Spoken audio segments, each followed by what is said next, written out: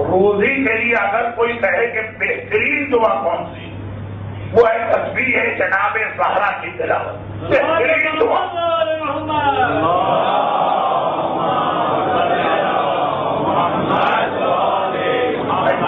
کہتا ہوں shortest easiest strongest, اتنی مختصر دعا، اتنی آسان کہ یہ بچہ بھی تسبیح پڑھتا ہوگا، اور اتنی طاقتور۔ لیکن لوگ کمپلین کرتے ہیں مولانا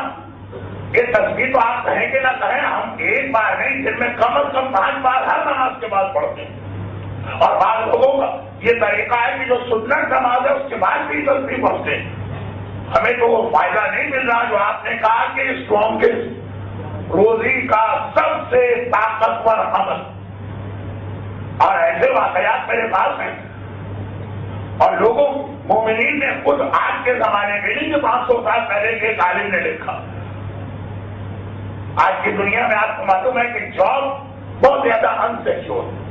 ہر کمپنی میں لے آؤ ہو رہا ہے، پوری کمپنی کے آدھے ساتھ کو نکال دیا جاتا، اور کتنے لوگوں کی جاب فقط اس تسبیح کے پڑھنے سے بچے ہیں کہ کتاب پوری بن رہی۔ لیکن مومن کی یہ کمپلین کہ بھائی ہمیں تو یہ فائدہ نہیں مل رہا۔ میں نے یہی جملہ کل کی مجلس میں کہا تھا، جو جملہ ایک اور حوالے سے آج کی مجلس میں بیان کرنا، اور وہ یہ کہا تھا کہ تسبیح پڑھنے کا طریقہ بھی وہی ہونا چاہیے جو روزی کے لیے۔ تو اسلام میں کئی عبادتیں ایسی جو کامن کئی مقاصد کے لیے ہو سکتی، جب تک کہ آپ نیت نہیں کریں گے یہ طے نہیں پائے گا کہ کس کے لیے یہ عمل کس کے لیے۔ میں نے مثال دی کہ زیارت وارثہ کی نماز اور فجر کی ادا نماز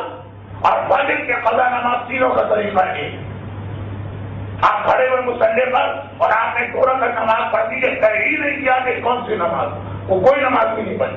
جب نماز آپ کو سوال 2 رکعت سنت نماز کا میسج، لیکن نہ وہ زیارت وارثہ کے قرار پائے گی، نہ فجر کے قضا اس کی وجہ سے آپ کی ختم ہوگی، نہ یہ فجر کی ادا مانی جائے گی۔ آپ کو نیت کرنا پڑے گی کہ اس وقت میں یہ 2 رکعت نماز کس لیے پڑھ رہا ہوں۔ اب بات بہت کبھی نہ ہونے پر تسبیح زہرا ہم اور آپ نماز کے بعد نماز کے تعقیبات کی نیت سے پڑھتے ہیں۔ روزی کے لیے جو تسبیح زہرا پڑھی جاتی ہے اس کا طریقہ الگ۔ اس کا طریقہ یہ ہے کہ جب آپ اپنے روزی میں جا رہے ہیں تو گھر سے نکلتے وقت اگر پیدل جا رہے ہیں دروازے میں رک کے یہ تسبیح پڑھیں گے، اور اگر سواری میں جا رہے ہیں تو گاڑی کو اسٹارٹ کرنے سے پہلے ڈرائیونگ سیٹ پر یا پیسنجر سیٹ پہ بیٹھ کے آپ کی تسبیح پڑھیں گے، تب وہ روزی کی تسبیح کہہ جائے گی، ورنہ تسبیح کا ثواب تو آپ کو ویسے ملے گا۔ اسی طرح جناب نفیس خاتون کا نام زبان پہ آیا، آقا عبدالکریم حائری کا کتنا مشہور واقعہ، میں واقعہ نہیں پڑھ رہا ہوں کیونکہ ٹائم میرے ہاتھ سے نکل رہا ہوں، لیکن ہمارے یہاں آج کل یہ بات بہت مشہور ہے، لیکن طریقہ آدھا کہ جو مشکل ترین کام پورا کروانا، زیارت عاشورہ پڑھو، زیارت عاشورہ ٹھیک ہے، زیارت عاشورہ آدھی بھی پڑھیں گے تو آپ کو بینیفٹ ملے گا، لیکن جو اصل زیارت عاشورہ کا طریقہ وہ خالی یہ نہیں ہے۔ آقا عبدالکریم حائری نے اپنے استاد آقا بزرگ شیرازی کے مکان میں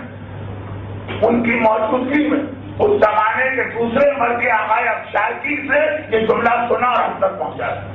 معصوم ان کے روضے کی زیارت کیجیے، ان کے سراہنے کی جانب جو قبریں ان میں سب سے نمایاں قبر آقا عبدالکریم حائری کی، جو استاد ہیں آقا بلقائیگانی کے، جو استاد ہیں آقا خمینی کے، جو استاد ہیں آقا شہاب الدین مرضی نجفی کے،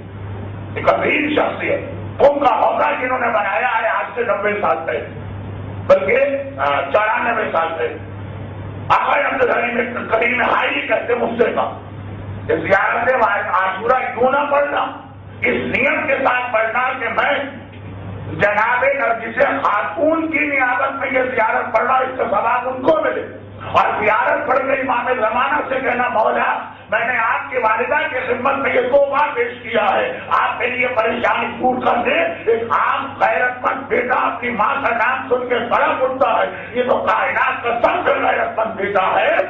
نرجس خاتون کا نام لو اور پھر زیارت پڑھو، دیکھو کہ کیسے موجودہ تمہاری آنکھوں کے سامنے جن کو اللہ نے کائنات کا کتنا بڑا شرف دیا، اس زمانے کا امام ان کے فضل سے اس دنیا میں آئے، اور سب سے زیادہ نظر انداز بھی ہمارے یہاں انہی کو کیا گیا. رحمتک یا ارحم الراحمین وصلی اللہ علی محمد وآلہ